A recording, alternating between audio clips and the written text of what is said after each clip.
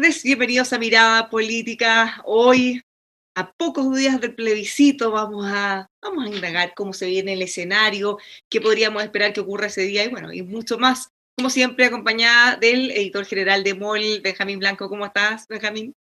Muy bien, muchas gracias. Muy bien. Ya más ansioso respecto a lo que va a pasar en pocos días y justamente No tenemos queda un nada. invitado perfecto para esto. Estamos junto a Mauricio Morales, académico de la Universidad de Talca. Mauricio, ¿cómo estás? Bienvenido. Hola, ¿qué tal? Muy buenas tardes a ambos. Bueno, tal como anticipaba Benjamín, ya estamos a menos de una semana. ¿Cuál es el escenario, el ambiente que se está viviendo en estos momentos? Bueno, un punto importante que lo comentábamos es que de alguna manera, sin analizar un poco el nivel de violencia que hubo, lo importante de alguna manera es que el 18 de octubre ya pasó como conmemoración de un año o al cumplirse un año del estallido social. Y si bien no es posible dar vuelta a la página, ya entramos en tierra derecha para el plebiscito mismo. Puede que sigan habiendo algunos focos de violencia, pero ya entramos en tierra derecha para el plebiscito. Lo que pasó el domingo igual fue importante, especialmente en Plaza Italia, porque confirmó bien gráficamente la existencia de 4 grupos más o menos organizados que van al lugar. El primero, el más importante y el más multitudinario, es la masa de personas que fueron a manifestarse pacíficamente y multitudinariamente, y que recordó en algunos momentos a lo que fue la gran concentración del 25 de octubre del año pasado, de ese viernes, una semana después del 18 de octubre, que fue más de 1 millón de personas. Y tuvo ese cariz porque no intervino Carabineros con esta nueva plan que aplicaron. Y como no intervino Carabineros, también hubo otros grupos ligados, por ejemplo, a las Barras Bravas, en que, como no tenían con qué pelear, bueno, pelearon entre ellos y hubo muchos heridos, especialmente cerca ahí del Parque Bustamante. Duró como 2 horas casi esa pelea. Hay un tercer grupo que, claro, que se notó que es el que fue más o menos a saquear lo que pudo en el entorno de Plaza Italia, y un cuarto grupo que es el más complicado que vimos, que son los encapuchados, ligados a la violencia, al parecer anárquica, o a lo mejor sin ninguna ideología detrás, y que generaron estos hechos graves, que lo más gráfico fueron la quema de estas 2 iglesias.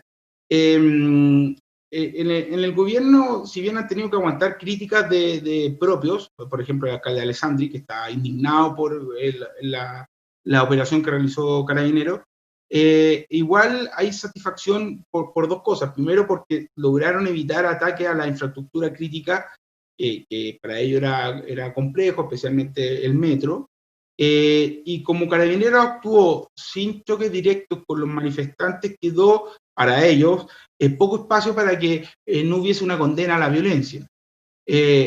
Aún así, el abanico de reacciones en el mundo político fue amplio. Hay gente que la condenó, otros que igual pusieron, fue una mixtura en esa condena. Yo no sé, Mauricio, ¿cuál es tu lectura de lo que ocurrió el domingo?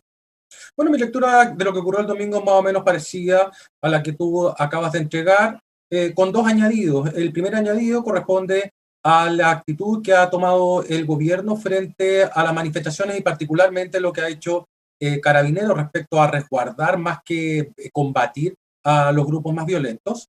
Y esto se enmarca en un gobierno que, según la última encuesta CADEM, tiene solamente un 16% de aprobación, que logró librar la acusación constitucional contra el exministro Mañalich, que ahora debe enfrentar una nueva acusación constitucional contra Víctor Pérez. Por lo tanto, desde el punto de vista político, el gobierno se podría decir que dentro de todo está sacando un poco la tarea adelante. Ellos están desesperados con que llegue luego el plebiscito con el fin de tomar un poco de aire, pero el hecho de haber conseguido que la acusación hacia Mañalich no avanzara puede ser interpretado como un triunfo, insisto, considerando que es un gobierno que solamente tiene el 16% de aprobación y que adicionalmente enfrentó una fractura tremenda de su propia base de legisladores cuando se votó el proyecto del 10%, desnudando esta idea de que existe al menos más de una derecha. Y el segundo punto que quería subrayar es que el gobierno se ha subido con mayor fuerza al carro del plebiscito, cuestión que no le hacía mucha gracia en un principio, pero al parecer entiende que el hecho de condenar la violencia, por una parte, tiene que ir de la mano con apoyar el proceso institucional que implica este cambio de constitución y, por lo tanto, se ha ido subiendo al carro, como decía recién, de un plebiscito seguro, en libertad, y eso le acomoda mucho más al gobierno del presidente Piñera. Es decir, cada vez que el gobierno del presidente hable del plebiscito en conjunto con el concepto de orden, a la ciudadanía le va a hacer más sentido, acorralando a los violentistas y, por cierto, también mirando por el retrovisor lo que está pasando con la oposición. La oposición no solamente está dividida y fracturada, a pesar de que haya hecho un pacto desde la democracia cristiana y ciudadano hasta el PRO, porque a la vuelta de la esquina votaron distinto en la acusación constitucional contra el ministro Mañalich. Entonces, la oposición sola se pega los disparos en el pie. Es una oposición que se está marcando sola hoy día y con un gobierno con solamente el 16% de apoyo. Por eso están apareciendo tantas candidaturas presidenciales en medio de un marco extremo de incertidumbre. Ahora, en ese escenario de la oposición, ellos tienen ahora una presión, y es que tienen claro que si no van unidos, su probabilidad va a ser mucho menor de la del oficialismo que si lo va. Claro, exactamente. Ese es un punto central, pero el hecho de que en primarias ya tengamos dibujados al menos dos pactos de oposición, ya te hace ver que el proceso para el próximo año va a ser particularmente tortuoso para esta oposición, porque una cosa es ponerse de acuerdo con elecciones basadas en sistemas electorales uninominales, como es el caso de alcaldes o gobernadores regionales, y otra muy distinta es conseguir el mismo nivel de acuerdo para elecciones amparadas en sistemas de representación proporcional. En estos últimos sistemas, los partidos se enfrentan a un dilema que siempre lo van a tener que encarar, que es el siguiente. Por una parte, en un sistema de representación proporcional, yo puedo competir en más de una lista o incluso solo aumentando mi número de candidatos, es decir, reduzco el nivel de conflicto interno. Tengo para repartir muchos cupos, candidaturas, no escaños. Pero si es que voy en pacto, puedo maximizar mi representación, pero a cambio tengo que reducir mi número de candidatos. O sea, lo que gano en representación lo pierdo en paz interna. Y para muestra un botón, en la última elección de 2017, la democracia cristiana compitió sola y sacó 14 diputados, prácticamente sola, fue acompañada por la IC, por el MAS. Si hubiese ido en pacto con el PS, el PPD, el Partido Radical, hubiese sacado 24 diputados. Por lo tanto, lo que vamos a ver de aquí en adelante, en este juego de oposiciones que estabas señalando tú, Bárbara, es eso. ¿Qué va a pasar en enero, febrero? Enero, febrero no van a ser meses tranquilos para el país desde el punto de vista político, porque se van a estar negociando los cupos para las alcaldías, los gobernadores regionales, porque no todos van a primaria, y las listas de convencionales. Ahí, fíjense usted, la derecha con que en la última elección sacó cerca del 38% de los votos, quedó con aproximadamente el 47% de los escaños. O sea, si te divides, si la oposición se divide, de carambola le va a estar dando más escaños a la centro derecha si es que deciden competir en una lista única.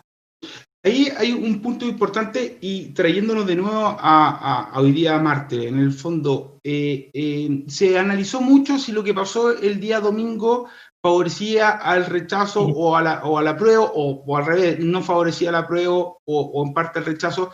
Una de las tesis es que en el fondo la gente del rechazo que a lo mejor no tenía contemplado ir a votar, ahora a lo mejor cambió de opinión y sí lo va a hacer. Ahora también está el factor pandemia entre medio. En ese contexto, las encuestas han señalado que el resultado rondaría en un 70-30. O incluso un poco más, 75-25. Si el rechazo logra sacar un 33%, que significa que lo podría traducir en un 33% de la elección de convencionales, sin considerar que también hay gente de Chile Vamos o seguidores de centro derecha que también van por el apruebo, entonces tendrían un nivel de apoyo importante de cara a la elección importante que es la de abril. Si es que eso ocurriera, ¿generaría una presión a la oposición para decir, mira, la derecha realmente tiene un 33% y quizás más, unámonos para ir en una lista conjunta? Mira, el resultado del plebiscito, como tú lo acabas de señalar, es muy dependiente del nivel de participación. No sabemos todavía si es que el miedo moviliza más que la esperanza o si es la esperanza la que moviliza más que el miedo. Ese es el primer elemento. El segundo elemento que tenemos que considerar son estos dos miedos cruzados, es decir, el miedo al contagio y el miedo a la violencia. El segundo punto es relevante. Y en tercer lugar, cómo estos dos miedos van a impactar en el resultado y particularmente en la participación. Dicho eso, resta señalar el siguiente elemento. Es más popular ser del Chile Vamos que ser del rechazo. Es decir, las personas que voten rechazo probablemente van a apoyar al Chile Vamos en la elección del 11 de abril y parte de la gente de derecha que vote apruebo también va a apoyar a los partidos de centro derecha en el mes de abril. Por lo tanto, yo no veo a la centro derecha en abril obteniendo menos del 33%. De hecho, me da la sensación de que va a estar más cerca del 40% que del 33% el Chile Vamos en el mes de abril. En cuanto al rechazo, si es que, como dices tú, el rechazo consigue empinarse por sobre el 35%, la presión va a estar más que en la oposición, va a estar dentro de los propios partidos de gobierno, porque esta es una pelea interna, por lo menos dentro de Renovación Nacional, en que se miden fuerzas. Ellos están con una guerra civil producto de las elecciones internas del partido y cuando estas debiesen ser realizadas. Y por otra parte, en el caso de la oposición, el desorden es tal que ni siquiera fueron capaces en su momento para ponerse de acuerdo en quién iba a ser el presidente de la Cámara, no fueron capaces de ponerse de acuerdo para definir un pacto único electoral con el fin de enfrentar elecciones uninominales, insisto, de gobernadores y alcaldes, mucho menos veo posible que se pongan de acuerdo para competir en un sistema de representación proporcional que no castiga tan severamente como los sistemas de mayoría el hecho de ir descolgado o constituirse como una tercera fuerza. De hecho, lo que hizo el Frente Amplio a mí me parece de la racionalidad más absoluta. ¿Por qué no quiso entrar en una primaria? Es lo que mucha gente se pregunta. ¿Fue por ganar identidad? No. La razón es mucho más sencilla, porque un candidato del Frente Amplio no tiene ninguna posibilidad de ganarle a un candidato de la nueva mayoría o de la nueva concertación en una comuna donde, a pesar de que estos partidos están deprimidos electoralmente, aún cuentan con máquinas políticas que les permiten ganar una primaria. El Frente Amplio no pisa el palito, no avanza más allá, y el hecho de no haber firmado la primaria fue casi una traición para la oposición, pero eso tiene una justificación político-electoral clarísima, que es la que acabo de señalar, y eso mismo es lo que va a conducir al Frente Amplio a presentar una lista de manera particular, no sé si con el Partido Comunista, pero de manera independiente. A menos que hubieran conseguido algo cambio como trascendió que habían pedido, omisión. Que no es lo mismo que competir, vamos todos con nuestro candidato. Sí, en un pacto por omisión tú te haces más caro que en una primaria. ¿Por qué? Porque en una primaria te pueden hacer el abrazo del oso. Es decir, ven, te invito a mi fiesta, pero en mi fiesta yo mando y si tú te quieres salir ya no hay tiempo para salirse. En cambio, si tú suscribes pactos por omisión, puedes llegar hasta última hora presionando al rival con te bajas en estas regiones y yo me excluyo, o es muere. Y voy con todo, soy kamikaze. El Frente Amplio está en condiciones de ser kamikaze y decir voy a competir en todo Chile, en todas las comunas, en todas las regiones, a no ser que ustedes se omitan en esta y en esta otra región, o en esta o en esta otra comuna.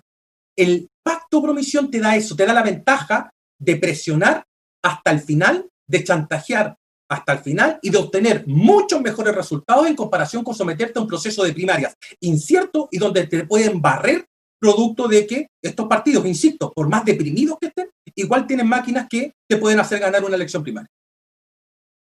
Volviendo a un punto que mencionaba sobre la participación, hay varias interrogantes sobre lo que va a pasar el domingo y la participación es una de ellas.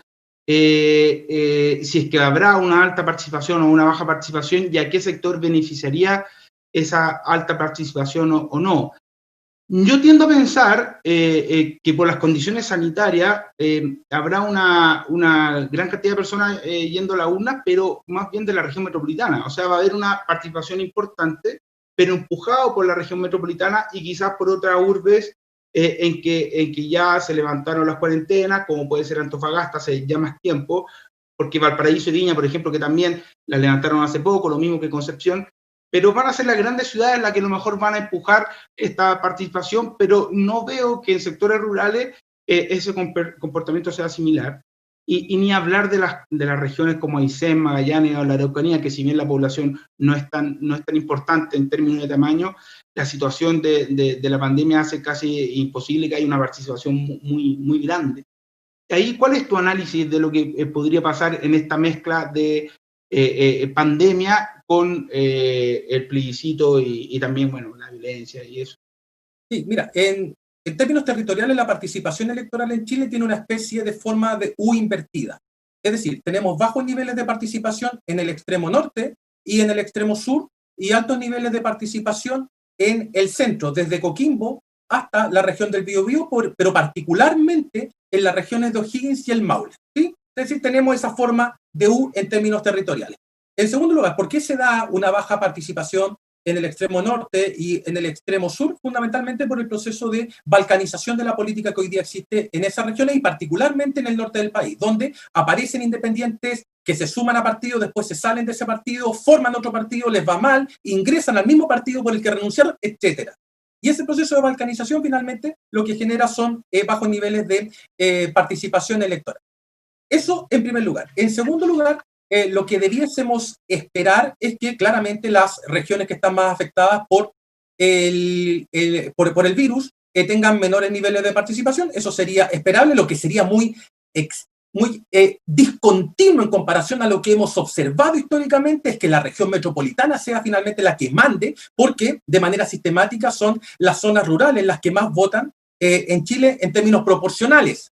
En la última elección, de hecho, la región metropolitana aumentó entre primera y segunda vuelta, pero no alcanzó a sobrepasar tan significativamente el promedio nacional y aumentó en primera o segunda vuelta, particularmente en las comunas más ricas, en Las Condes, Vitacura, por esto de Chilezuela, ¿verdad? Que tuvo un efecto bien significativo, dicho sea de paso, en la participación.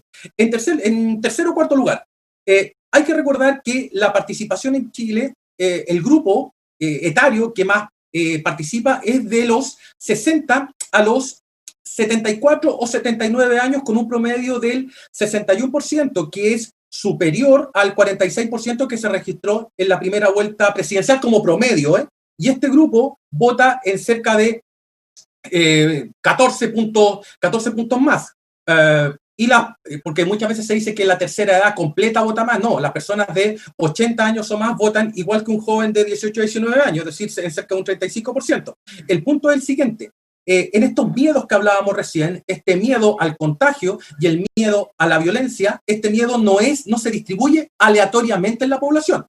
Este miedo afecta más a unas personas que en otras. Y mi gran temor desde el punto de vista de la participación es que este plebiscito termine siendo una decisión más ABC1 que una decisión popular. ¿A qué me refiero con esto? Si en La Pintana vota la mitad de lo que vota en Las Condes, con virus y con miedo a la violencia, probablemente la brecha entre la participación de Las Condes y La Pintana aumente, generando un proceso constituyente más ABC1, que fue también lo que observamos en los cabildos ciudadanos que impulsó la presidenta Bachelet, que fueron buenas iniciativas desde el punto de vista de escuchar a la ciudadanía, pero en que era 16 veces más probable que Providencia tuviese un cabildo, estos encuentros locales autoconvocados, a que no tuviese San Ramón o La Pintana.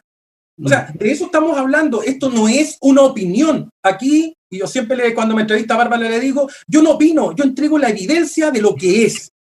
El resto se formará su opinión. Y el día 26 podremos discutir si es que este sesgo de clase aumentó, se mantuvo, pero el gran problema, veo yo, es partir con este proceso constituyente, no solamente con baja participación, pero cuidado, porque la participación se manosea mucho. Y confundiéndola con legitimidad en circunstancias de que solamente por entregarle algunos datos, si la memoria no me falla, Claudia Pizarro en La Pintana fue electa por menos del 6% del padrón, y yo no he escuchado a nadie que diga que Claudia Pizarro es una alcaldesa poco legítima. Johnny Carrasco, en Pudahuel, salió con el 11% del padrón. Germán Codina salió con cerca del 18% del padrón. Entonces, acá le estamos exigiendo al plebiscito que llegue a un nivel de participación del 70% en circunstancias de que de 2012 nunca hemos llegado siquiera al 50%. Totalmente. Para mí, cualquier nivel de participación que esté... Me interesa más la composición de la participación que el nivel de participación. Claro. Porque a Que participación desigual y representación desigual. Que se reparta más o menos igual en todo el territorio, digamos. O al menos que disminuya la brecha entre las comunas ricas y las comunas más pobres. Eso yo creo que va a ser un punto relevante para saber si este proceso constituyente realmente está afincado en la ciudadanía más popular o si solamente es una discusión que elaboró la élite y que en realidad no alcanzó a bajar. Porque si pasa lo que tú dices, Benjamín, de que en las zonas rurales la gente vote menos y que lo haga más en las elecciones de alcaldes o en las elecciones presidenciales, retrataría un poco eso. Aquí no estamos haciendo ningún juicio valorativo del proceso constituyente, estamos diciendo lo que podría ser nomás. Ya, pero eso podría ser más relevante quizá en la próxima elección, si es que ganara el apruebo, en la elección de los constituyentes más que ahora, porque finalmente apruebo más allá del porcentaje, si es que eventualmente ganara, como dicen todas las encuestas, quizá no marca tanto una diferencia, pero al elegir los constituyentes sí, porque ahí podría un sector marcar la balanza hacia un lado. Sí, lo que yo temo que pueda pasar ahí es lo siguiente, tienes razón, el proceso podría partir sesgado socioeconómicamente. Las elecciones siempre han sido sesgadas, dicho sea de paso, en términos socioeconómicos. Lo que estoy diciendo es que en un proceso tan importante como este, el ideal sería que las brechas de ingreso, las brechas de participación según el nivel de ingreso, ojalá fueran más bajas. Y Bárbara tiene razón. El día 11 de abril nos toca elegir a los convencionales. ¿Cuál va a ser la vara que yo por lo menos voy a ocupar de medición? Insisto, más allá de cuánta gente vaya a votar, es la cantidad o la porción de votos nulos y blancos que exista para la elección de convencional. ¿Por qué? Porque es una elección nueva, no es conocida para los electores van a recibir una cuarta papeleta y las vamos a poder comparar con la votación nula y blanca que existe para concejales, para alcalde y para gobernador regional. Ese va a ser un buen termómetro para saber si es que el proceso constituyente efectivamente entró de lleno en los segmentos urbano-populares o los segmentos rurales, como decías tú, Benjamín, considerando esta cuarta papeleta, por decirlo de alguna manera, porque tenemos experiencia de esto. En las primeras elecciones de Cores, el año 2013, la votación nula y blanca fue el doble de lo que sucedió con la elección de diputados, que eran concurrentes, se elegían ambas autoridades al mismo momento. Entonces, ahí vamos a tener esta medición que yo te decía, Bárbara, sin desconocer lo que tú señalas, que es correcto. El proceso puede partir cojo, pero puede mejorar el día 11 de abril.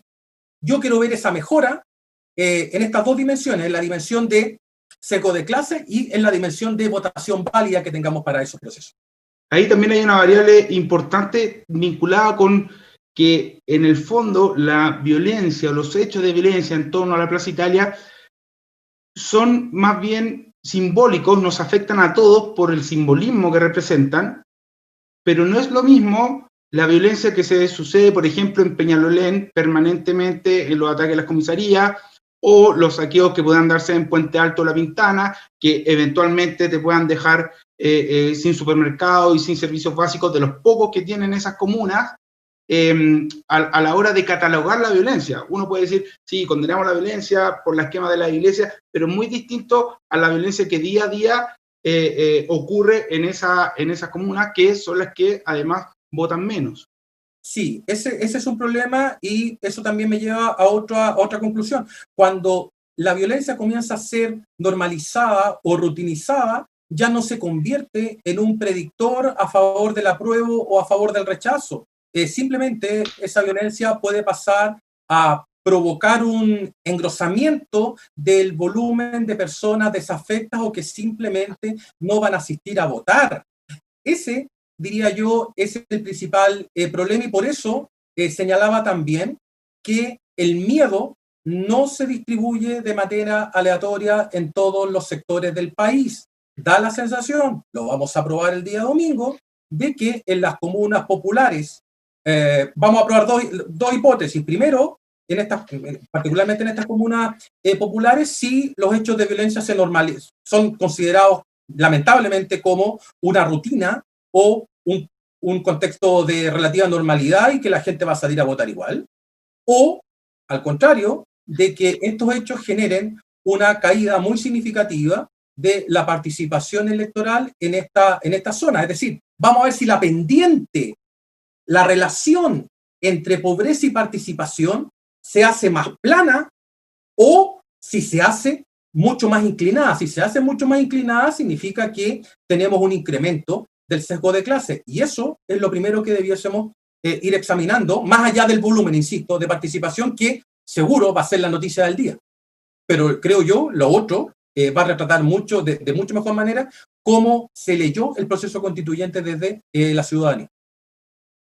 Describías varios puntos relativos a la participación y cómo analizarla el día 25 en la noche o el 26, con ya los resultados en la mano. Y por lo mismo, más allá del triunfo del apruebo o el porcentaje que pueda sacar el rechazo o bueno, un eventual triunfo del rechazo, hay otras cifras a las que uno podría estar atento en consideración a los tantos procesos electorales que se vienen. Por ejemplo, se ha planteado que va a ser un predictor importante el porcentaje de rechazo que pueda sacar esa opción en Las Condes, eventualmente para apuntalar una precandidatura, una candidatura de Gonzalo de la Carrera que pueda medirse con Joaquín Lavín, que se la ha jugado por el apruebo, y puede que sus electores aquí en Las Condes no estén tan de acuerdo por el apruebo. Por otro lado, será interesante analizar, por ejemplo, cuánto es el porcentaje de rechazo que obtiene esa opción en las comunas donde el presidente Piñera sacó un mayor porcentaje de votos. ¿Qué otra cosa tú ves que podríamos mirar así más allá de la cifra del porcentaje del apruebo y el rechazo? Bueno, y también de la convención mixta o la convención constituyente el día domingo en la noche.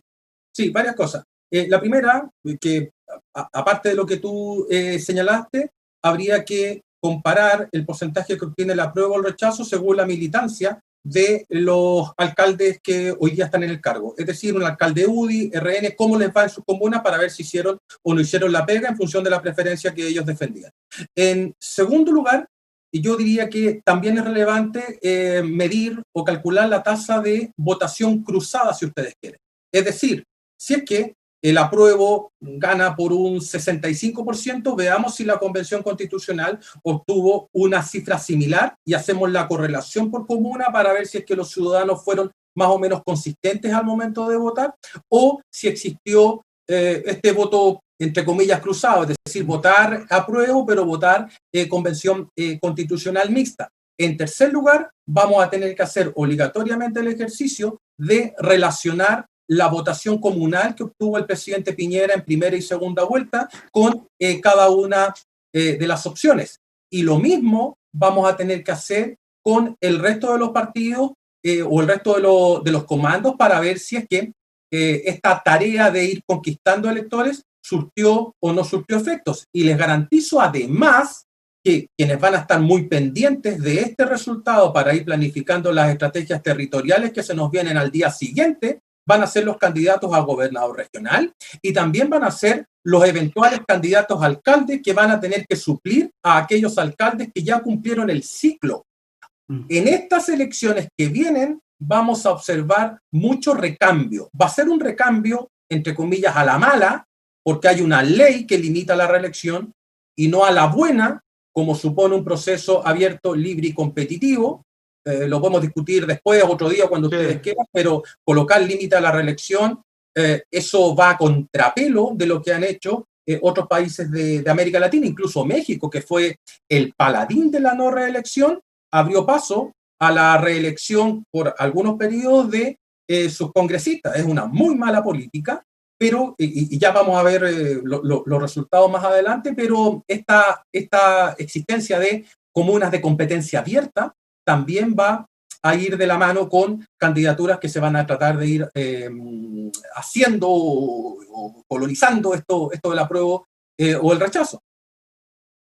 Y en ese sentido también, ¿qué otras cosas nosotros, como decíamos, que mirar? ¿En qué vamos a tener que estar pendientes para las decisiones que van a tener que tomar los partidos después, más allá de las conclusiones que podamos ir sacando nosotros? Sí, bueno, los partidos van a estar pendientes de lo siguiente, diría yo. En primer lugar, el volumen de participación, que es lo que acabamos de discutir recién.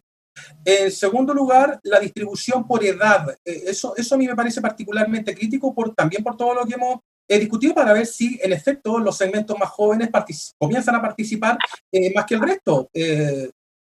Porque en la última elección presidencial, los jóvenes participaron, como lo decía al principio, en cerca de un 35%, y se supone que en este proceso constituyente la participación juvenil debería aumentar de manera muy significativa, dado que, como nos dijeron en un principio, todo este proceso había sido gatillado por una pulsión generacional. Vamos a ver si es que eso es efectivo o no. Y si es que participan más los jóvenes y disminuye la participación del grupo entre 60 y 79 años, que como decíamos es el grupo que más ha participado, que más participó en la última elección presidencial en Chile, entonces veremos si es que existe un cambio muy significativo en las preferencias electorales, alentar este grupo. Y lo último, que lo quería subrayar porque pocas veces se dice, es las brechas de género en la participación. Muchas veces tenemos la idea de que las mujeres votan menos que el resto, que los hombres, pero eso no es así. Fíjense ustedes que en las personas menores de 40 años, las mujeres participan entre 8 y 10 puntos más que los hombres. La brecha de género va disminuyendo en la medida en que aumentamos en los niveles de edad, pero recién se empareja a los 70 años. Las mujeres votan más sistemáticamente que los hombres hasta los 70 años. Y ahí los partidos, respondiendo más derechamente a tu pregunta, Bárbara, algo debiesen hacer, particularmente en incrementar la oferta femenina más allá de las leyes de cuota, pero ahí hay un punto que creo los partidos no han visto de manera muy prístina, y los datos muestran claramente que la participación femenina es superior a la participación masculina. Ya, pero podemos hacer esa relación, porque una cosa es que las mujeres votemos más y otra es que votemos por mujeres. Sí, el año 2005... Sí, el año 2000, tengo dos argumentos para ir en la línea que tú me estás preguntando. El primero fue el año 2005, donde si uno compara la votación que obtuvo la presidenta Bachelet en primera vuelta en mesas de hombres y mesas de mujeres, por primera vez las mujeres comienzan a votar más por una candidatura de centro-izquierda. En las elecciones anteriores, siempre las mujeres, en comparación con los hombres, votaban más por los candidatos de centro-derecha. Por lo tanto, hubo ahí lo que se denomina solidaridad de género.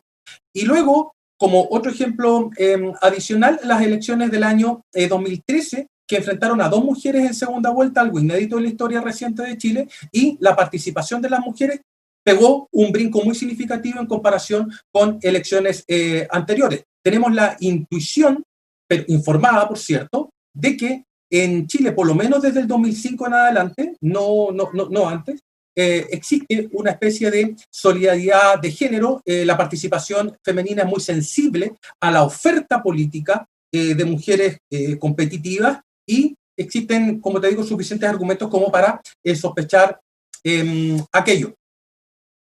Una cosa que mencionaba es justamente el tema del fin de la reelección, muy cuestionada en algún momento, especialmente que afectó especialmente a los alcaldes, más aún a los alcaldes que habían tenido un año o 2 años incluso de bastante visibilidad, y algunos habían logrado bastante apoyo por su labor en la pandemia, etcétera, enfrentándose al gobierno también, y bueno, no pudieron ir a la reelección.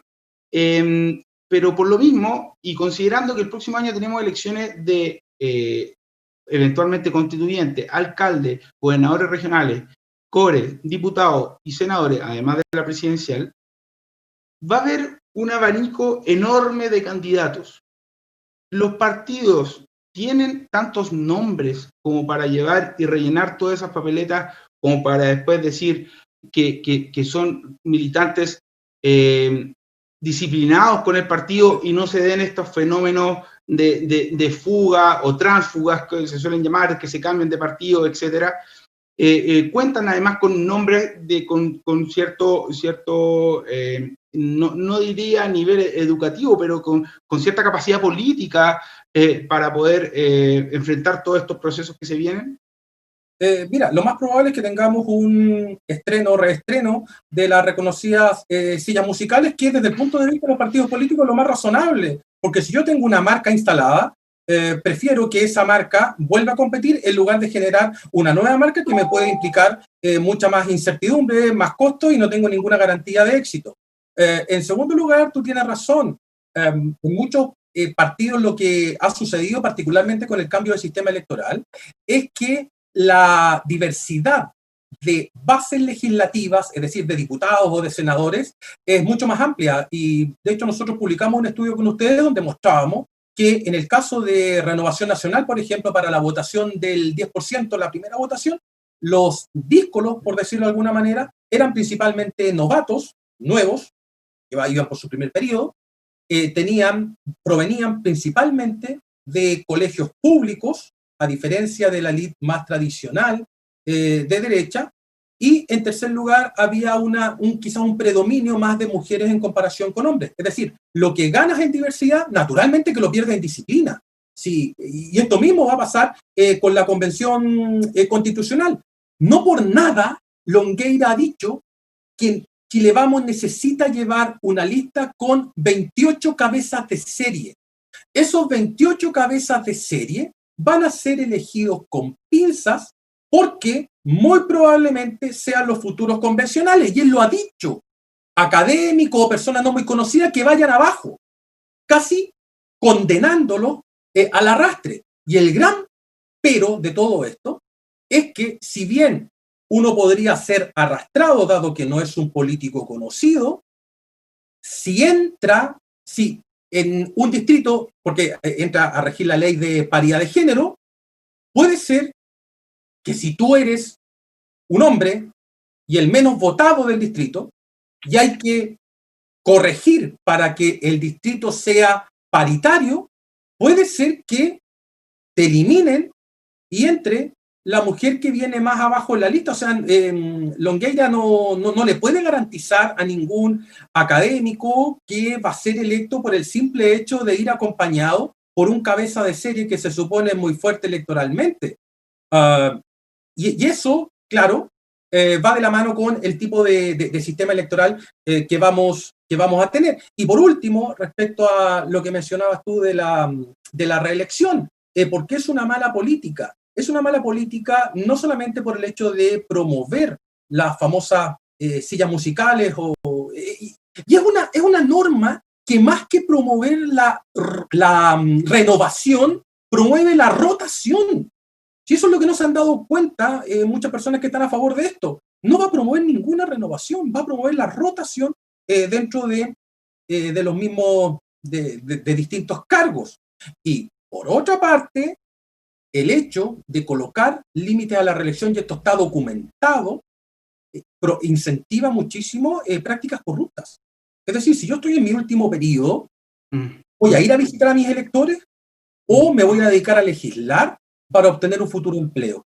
¿O voy a legislar para que el partido me nombre en otro cargo a la vuelta de la esquina? Y ahí se tuerce todo el principio de representación. Por eso nunca he estado ni voy a estar de acuerdo con los límites a la reelección. Ahora, una cosa que no se ha hablado mucho, porque cada cierto tiempo va reflotando, que por lo menos yo creo que ojalá hubiera quedado eso definido antes de la votación del fin de semana, tiene que ver con cómo se compondría eventualmente la convención constituyente. Y una cosa que queda pendiente son los escaños reservados para pueblos originarios. Eso yo creo que ya no fue, pero debería haber estado antes listo para que la gente pudiera votar teniendo todos los antecedentes. ¿Hay espacio para hacerlo todavía? Ya no sé si en estos días o después. Se tiene que hacer porque es parte de un compromiso que suscribieron los partidos políticos respecto a que la convención fuese paritaria, con independientes y también con escaños reservados. Respecto a los independientes, esto se corrigió, ustedes lo habrán visto. Pasamos de un porcentaje del 0,4% al 0,2% de manera individual y las listas de 1,5 al 0,5%. Y discúlpenme, pero la política es una actividad colectiva, no es una actividad individual, este es un juego colectivo. Pero estamos legislando para que el juego sea más individual y después nos quejamos por los niveles de personalización de la política. Entonces, pongámonos de acuerdo de una vez por todas respecto a qué queremos, porque decimos que hay un alto nivel de personalización de la política y a reglón seguido estamos generando reglas para promover precisamente esos niveles de personalización. Y respecto a los escaños reservados, todavía no hay acuerdo en cuál va a ser la fórmula. Es decir, si vamos a tener un padrón paralelo, si es que van a existir convencionales supernumerarios, es decir, adicionales a los 155.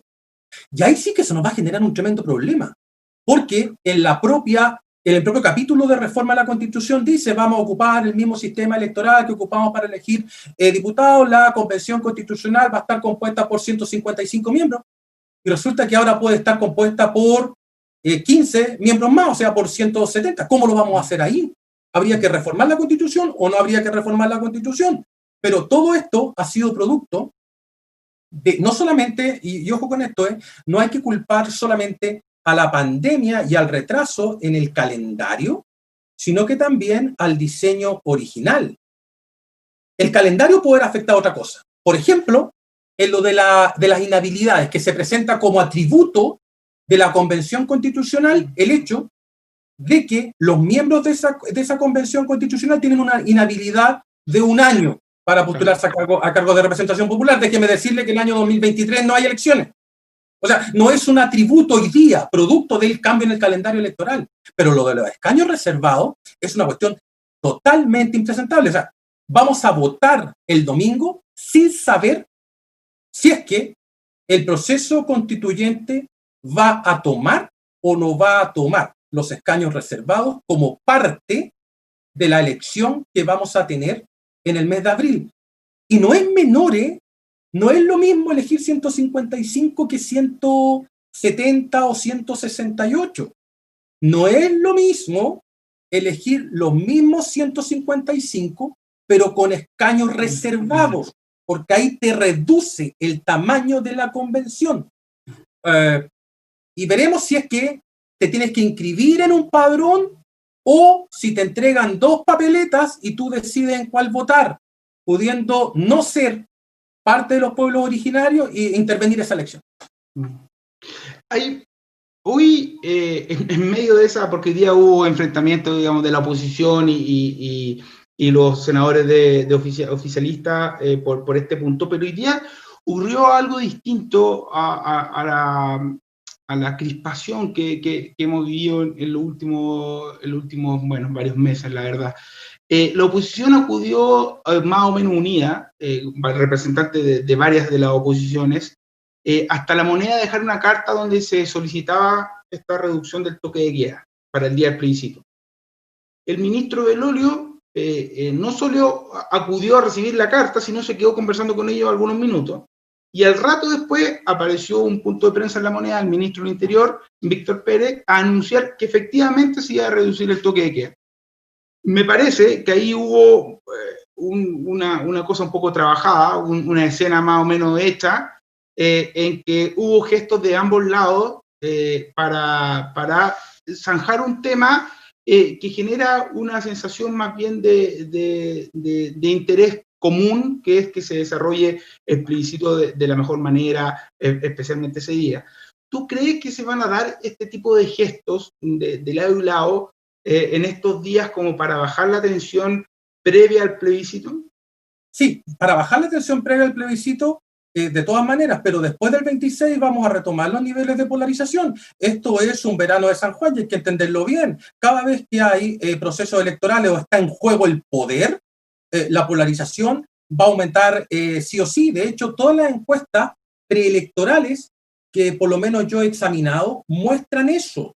Muestran que a nivel de ciudadanos se produce mayor polarización, luego esto se estaciona o reduce, pero a nivel de élite, lo más normal del mundo es que se produzcan eventos de polarización. ¿Cuál es el gran problema que hoy día tiene Chile? La polarización, y creo que una vez lo conversé con Bárbara, es como el colesterol.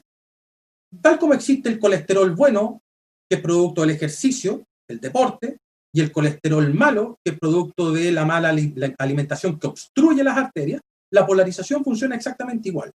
Tú tienes polarización buena cuando presentas partidos programáticamente distintos que luchan por ideas y en función de eso tratan de convencer a los electores. Y esa polarización funciona muy bien para un sistema de partidos de carácter programático.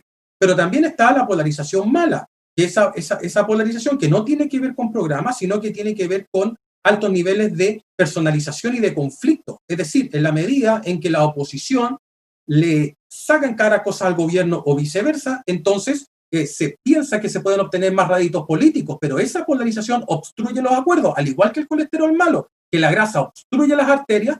En el caso de la polarización mala, este conflicto también obstruye o bloquea el acuerdo. Lo concreto, eso sí, es que esta semana debiésemos tener una especie de paz para enfrentar el plebiscito del domingo, pero de ahí en adelante, acuérdense, los niveles de polarización van a aumentar, y van a aumentar no solamente entre gobierno y oposición, van a aumentar dentro de los propios partidos políticos y dentro de las coaliciones, porque ya comienzan a aparecer candidatos presidenciales, ya comienzan a aparecer autoproclamaciones, y eso va generando movimiento dentro de los partidos. Por lo tanto, el nivel de conflicto que se nos viene encima va a ser bastante alto, y vamos a ver cómo se canaliza aquello. A mi parecer, como institucionalista, esto se canaliza a través de elecciones, pero para otros se puede canalizar de otra forma.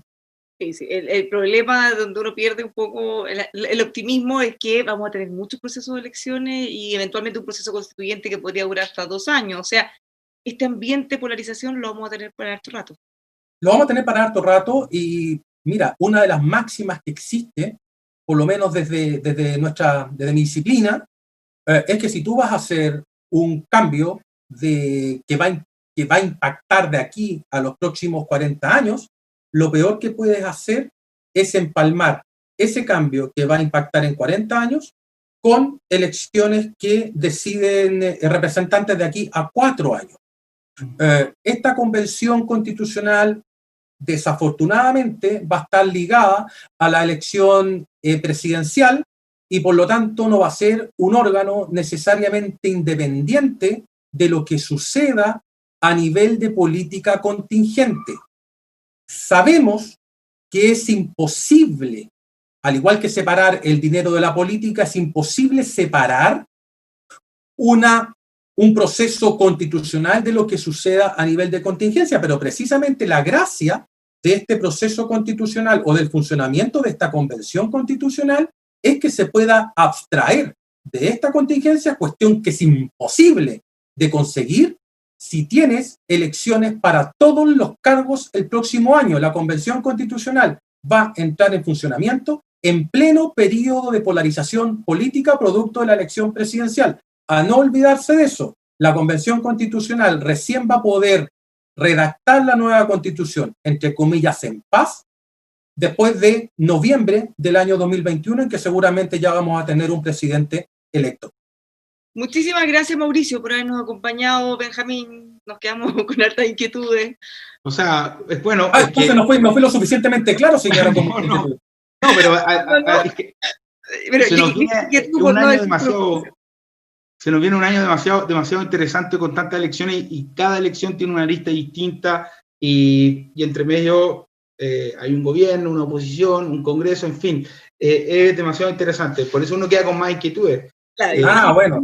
Y que tú por no decir preocupación o desolación. Nos juntamos a hablar del plebiscito, pero nos quedamos con inquietudes también de las elecciones de abril. Ese es el punto. Sí, no, sí entiendo, estoy bromeando. Muchísimas gracias, Mauricio, te pasaste por ahí. Que esté muy bien.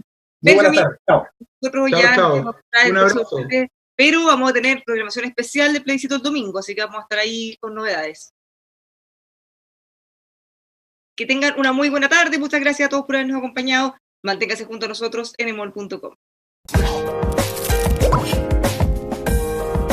¿Estamos fuera?